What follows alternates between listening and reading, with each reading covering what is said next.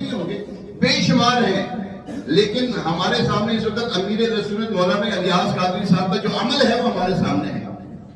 जी हाँ, बिला मुबारका में अर्ज कर रहा हूँ, ये नहीं कि मैं उनका मरीज हूँ। जाहिर बात है, हाथी फिरे गाँव का जिसका हादिस का नाम है तो उनका हूँ, क्या मर्जी फिरता रहूँ तो उनका तस्करा करता रहूंगा ना।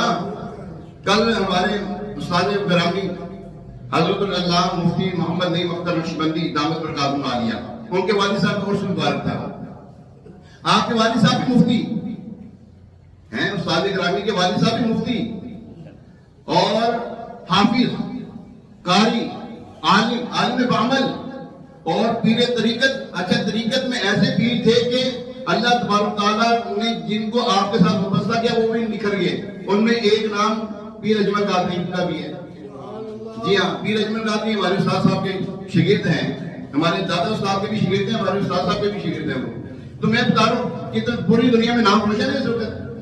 जी, नाम उनके बयान सुनकर जो है लोग रोते हैं, और कई लोग मैंने देखा कि वो जनाब उनके बयान को बड़े क्रेज होता है, यार पीर अजमल कादरी साहब का बयान कहीं भी हो तो हमने सुनना है। क्या है ये वजह? अमीर नस्ल को देखना, इतना नाम रोशन है, क्यों है? पूरी दुनिया में नाम रोशन है।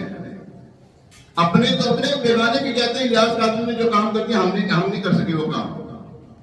तो याद रखें, और ये काम की शान यही